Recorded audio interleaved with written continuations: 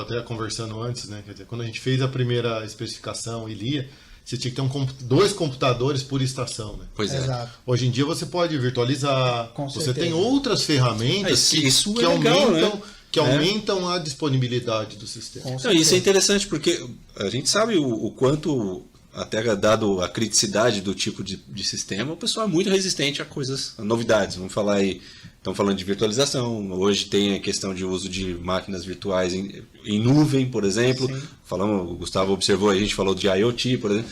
Então, essas novidades, como é que o pessoal vê essa questão, entrar essas coisas assim? O pessoal tem uma boa aceitação, ou demora um pouco, ou é feito uma... Porque, por exemplo, no caso da virtualização, eu acho que é bastante benéfico, né? Sim. A virtualização, eu acho que ela já conseguiu quebrar uma barreira que era a gente ter uma infraestrutura redundante, fisicamente falando, né, para cada subsistema. Uhum. Isso eu acho que a gente conseguiu avançar. Então a gente hoje consegue implantar nesse tipo de sistema uma virtualização, porém ainda Tem com uma máquina infraestrutura física. local. Perfeito. Tá, uma infraestrutura local. Mas eu acho que para sistemas críticos como esse, eu vejo que é uma tendência Sim. ainda. A gente vai sempre trabalhar com o híbrido, né? Você vai ter... Exatamente. Não dá para falar que você não tem algo remoto, porque o CCO é remoto, Sim. ele não está na estação. Além do CCO, né, ser remoto, o CCO tem postos de operação em outras áreas do CCO, justamente para atender a demanda desse modelo de concessão da linha. Você tem que mandar uma tela, vamos chamar assim, Exatamente. para o órgão, para o metrô, que é o vai órgão que é o fiscalizador. Isso. Legal. A comissão de concessão, ela fiscaliza a operação de cada linha que foi concedida para uma empresa, né, privada, né? Então, que isso a gente é obrigado a trabalhar os cuidados dessa informação. Então, envolve, primeiro, né, a segurança, né, a autenticação, segurança, essa rede, que tipo de rede que é, né? Certo.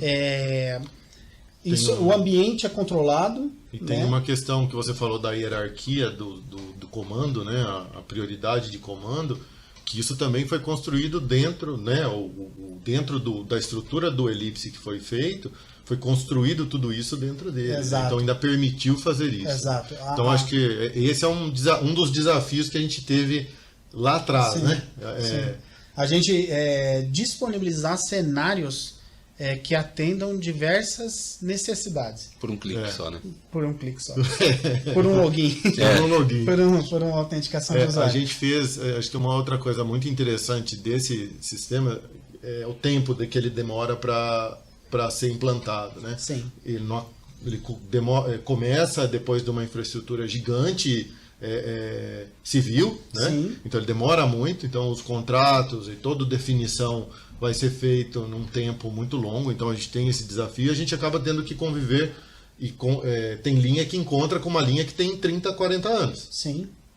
Então, são mundos totalmente diferentes. Mundo totalmente diferente, né? Então a flexibilidade que o Elipse deu nesses projetos permitiu a gente avançar. Sim. Né? A gente teve desafios, né? Eu lembro, uma das coisas era a catraca, né? O bloqueio, agora mudaram o nome da catraca para bloqueio. O bloqueio, a gente tinha o comando de abrir, de passar para um lado ou passar para o outro lado. E aí foi, a gente precisa de um estado neutro. Sim. E aí a Elipse foi desenvolver uma versão que tinha, porque quando você libera os bloqueios, porque teve uma passeata na Paulista e muita gente no metrô, não tem como ter o bloqueio. Sim. Você tem que liberar. Por algum motivo vai estar gratuito. Você tem que liberar o bloqueio. Quando você faz isso, não tinha um comando pronto para isso. E a gente desenvolveu dentro do sistema. Então a gente desenvolveu, acho que dezenas de drivers de comunicação para falar com bloqueio, para falar com os sistemas de... Detalhe interessante sobre isso, né, Gustavo? Porque a gente falou sobre justamente o que representou a linha amarela, né, quando foi implantada, as novidades que ela trouxe. E uma das novidades foi essas necessidades que a gente não tinha ainda, né? Sim. A gente não tinha vislumbrado ainda, né? Era talvez um sonho, né, de quem especificou, né, esses sistemas, mas talvez já falava estivesse em VoIP, longe. Né? Já falava em VoIP. Você tem que pensar que ainda hoje não tem VoIP para todo mundo, né? Tá mais fácil, é fácil de você ver. Mas em 2002, o cara já falou que queria tudo VoIP, né? Tudo via. Eu sou muito grato e sou fã da engenharia do metrô de São Paulo. Eles conseguiram, ao longo dessas últimas décadas, colocar em prática muita tecnologia para um tipo de sistema que estava muito atrasado em termos de tecnologia, estava muito defasado, né? Então, isso faz com que a gente tenha a oportunidade de colocar esse tipo de sistema num outro patamar. E isso faz com que a gente tenha a possibilidade de utilizar recursos que hoje, por exemplo, a gente vê muita aplicação desse tipo de recurso na área financeira, muitos desses recursos na área industrial, na automação industrial, num mercado que antes era muito deficitário, tecnicamente falando. E um ponto interessante disso que você falou, né? Eram sistemas, inclusive, que eles eram, de certa forma, vamos colocar aqui bastante amarrados, vamos dizer assim, era muito difícil de eles não eram tão flexíveis, certo? Não eram flexíveis e protocolos proprietários. Os sistemas que existiam. Protocolos proprietários. Né? Quando você pegava uma linha dessa, o cara que vendeu o trem, ele vendia o software de escada junto. Certo. E era do jeito que era. Do jeito dele, né? Do jeito dele. E as particularidades que a gente tem no Brasil e etc. Acho que o Mário falou uma coisa para mim um pouco mais cedo, né? A gente estava falando, essa mudança de estrutura, quer dizer, você poder usar um hardware antigo, porque o hardware está lá funcionando bem, convivendo com um hardware mais novo, usando um software mais moderno, que nesse caso foi escolhido o Ellipse, mas que permitiu fazer a Ellipse desenvolveu muita coisa, como eu falei, né, mas permitiu fazer essa evolução dos sistemas, mantendo tudo que se tinha, mais a novidade. E a gente conseguiu andar de uma forma que eu fiquei quase que eu consigo aceitar outras coisas, né? Não só esse é o ponto. Né? Mas esse é o ponto que eu queria tocar justamente, que você puxou perfeitamente para o que eu queria, que a gente falou primeiramente dos desafios. Cara, são enormes os desafios nessa área, principalmente porque envolve pessoas. Tem muitos sistemas ali envolvidos que são bastante críticos. Mas o negócio mais legal que eu achei são os benefícios que isso trouxe. Então, uma coisa que eu entendi, você pode me dizer melhor, é que essa mudança essa quebra de paradigma que houve quando houve a implantação, esse projeto da linha amarela, ela trouxe uma possibilidade. Hoje, eu imagino que é muito mais fácil você implantar novidades, vamos dizer assim. Sim. Coisas que apareçam no mercado e que você tenha recursos diferentes, é mais fácil de implantar hoje em dia com esses sistemas, né? Então eles são muito mais flexíveis do que o que Prova se tinha. Disso é essa funcionalidade que vocês encontram hoje nas estações de visualizar o nível de lotação de cada trem. Legal. Isso é prova de que é uma modernização, né? Que trabalha uma informação que surge no sistema dos trens, que chega até o sistema. Mas a gente não pode esquecer que a célula de carga sempre esteve lá. Sim. Eu sempre falo isso, né? A célula de carga já veio com o trem, só que a gente nunca usou a informação. Então, mas será que não usou porque não quis ou por essa falta de flexibilidade? É um conjunto de coisas. Sim. Eu costumo fazer uma leitura também que cada vertical, né, que eu havia comentado, uma vertical de sinalização, né, controle de trens e vias, essa outra vertical que a gente abordou aqui, elas funcionavam em mundos diferentes, com pouquíssima interação entre elas. E esse ponto de interação, ele vem aumentando a ponto de nos proporcionar informações que no passado a gente não tinha.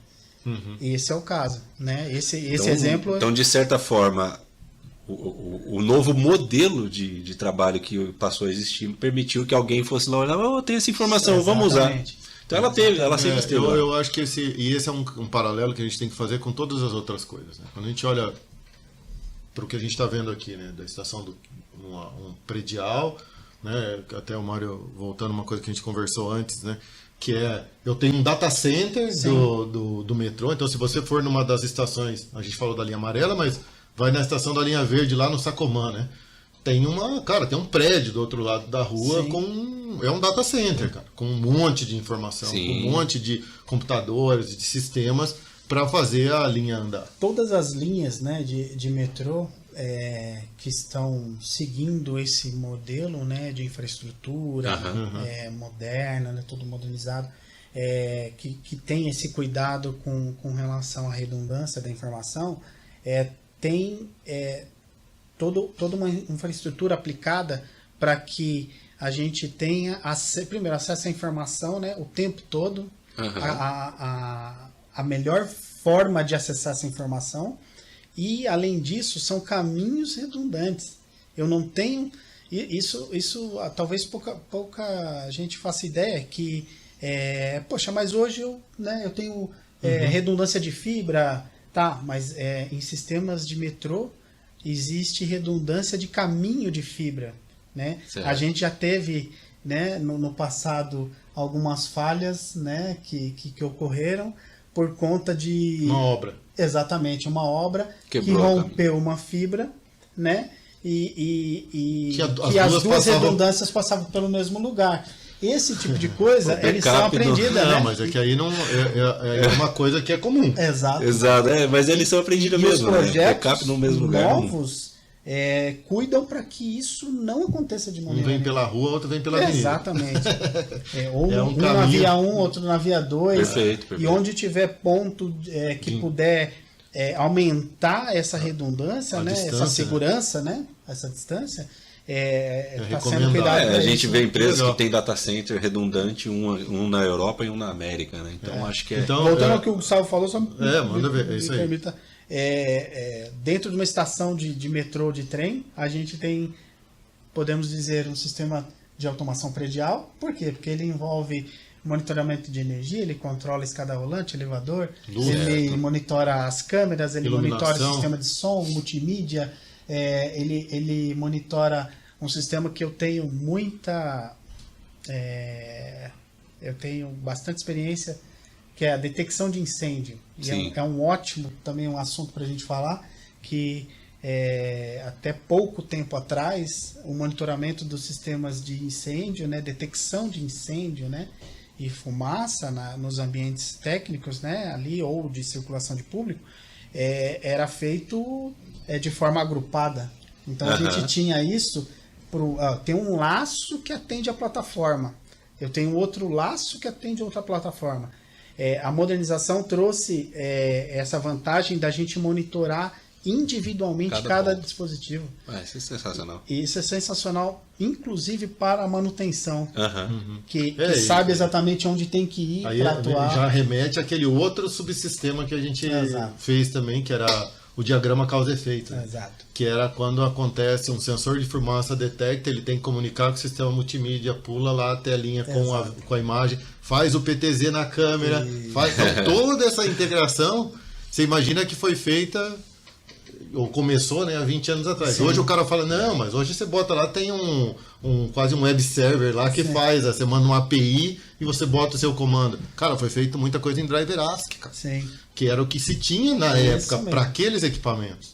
Então, quando a gente olha e vê a flexibilidade que a gente trouxe para os usuários, digo, da engenharia, né, como você falou, valorizando o trabalho de engenharia deles, fez com que a gente conseguisse fazer isso. Claro, os parceiros, né, o trabalho que o Mário desempenhou e outras empresas na época que fizeram esse sistema acontecer, né, e muitos outros que vieram depois, né. Acho que hoje a gente tem, acho que o último que você trabalhou foi aqui o da Estação João Dias, né, que é da João Dias, da CPTM. Da CPTM. A gente forneceu o sistema de controle local da estação, né, já com uma estação de trem, né, tem um perfil um pouco diferente de uma estação de metrô, mas o conceito, né, do sistema é o mesmo, né.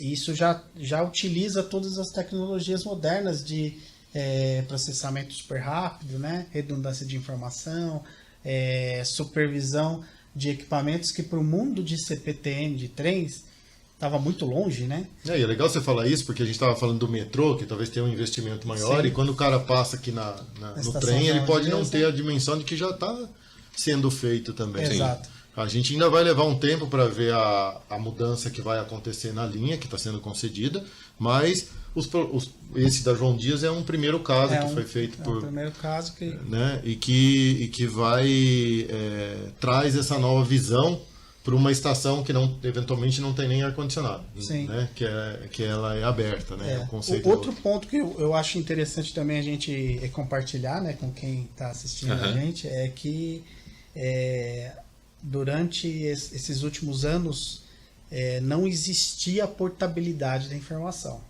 Então é importantíssimo resgatar isso. Não existia portabilidade da informação. Não existia celular, não existia um TPD, não existia um equipamento que você pudesse monitorar de qualquer lugar da estação como é que está o funcionamento de determinado equipamento. Né? Então, e o que aconteceu? A infraestrutura, de novo, né? A infraestrutura vem proporcionando essas modernidades para a gente. Então, hoje é possível que um agente de manutenção tenha a supervisão instantânea de algum equipamento, né, de uma instalação de metrô, pelo celular. Sim. É possível, através de aplicações destinadas a esse tipo de dispositivo, que ele monitore alarme, uma falha, que eventualmente possa fazer um comando na frente do equipamento, né? O que é legal é que hoje, por exemplo, o cara pode pegar um QR Code, ele lê o QR Code, abre uma tela que tem todas as informações em tempo real daquele equipamento, né? A gente tem usado bastante isso, né? Não só, acho que o metrô é interessante, ou a CPTM tem uma facilidade porque ela é a céu aberto, né? Sim. Então você tem o sinal do celular, você tem uma facilidade não só do Wi-Fi ou etc, né? Dos túneis ali você tem uma complexidade ainda que existe. Que vem também. Que vem melhorando, né? Hoje você anda de metrô, já está o sinal do celular praticamente o caminho todo. Quem diria que a gente teria uma composição, né? Operada remotamente, sem assistência, né? Verdade. De nenhum operador. Então, isso era algo que estava muito longe, né? Em alguns anos atrás, né? E a gente vivencia isso em São Paulo, né? Então, hoje a gente nem se dá conta. Exatamente. Nem se dá conta, era isso que eu ia dizer. Para quem tiver curiosidade, né? Vá até a frente, né? O primeiro vagão de um dos trens da linha amarela. Da linha amarela, e você vai ver que não existe cabine. Né? A operação é 100% remota. Né? E o conjunto de informações que esse trem precisa enviar é gigantesca perto do que a gente tinha baseado em fim de curso, como os trens de antigamente. Não só trens, né? E eu acho que essa discussão é bacana, né? Porque a gente construiu juntos, de alguma forma, né? O metrô, a concessão, né? A CCR, a Via 4, né? A Elipse, as empresas que na época ganharam os projetos, e a gente foi construindo isso todo mundo junto. Porque a gente até brincou da licitação, né? Que a licitação hoje, quando você vai fazer um projeto desse, tem lá escrito que equipamento que eu vou comprar, como é que ele comunica, se é por TCP/IP, se é um cabo de rede, etc. Na época era com estes equipamentos aqui definidos e os outros que serão comprados. Quer dizer, não se tinha nem ideia de como que seria o bloqueio, de qual seria a interface com o elevador, a interface com as câmeras, o sistema de energia. A gente começou de um jeito, 10 anos depois terminou de outro jeito. E a gente conseguiu, durante todo esse período, evoluir tanto os softwares da Elipse, né, quanto a gente, né, enquanto engenharia, enquanto técnicos do sistema, né, que na época a gente desenvolveu e criou bibliotecas, né? E adaptada à realidade do poder concedente. Acho que isso é uma coisa que a gente tem de diferente, né, do que era antes. Quer dizer, eu compro um trem e vem uma escada pronto daquele jeito. Se é um quadradinho, é um quadradinho. Eu quero fazer uma bolinha, eu não tenho como fazer.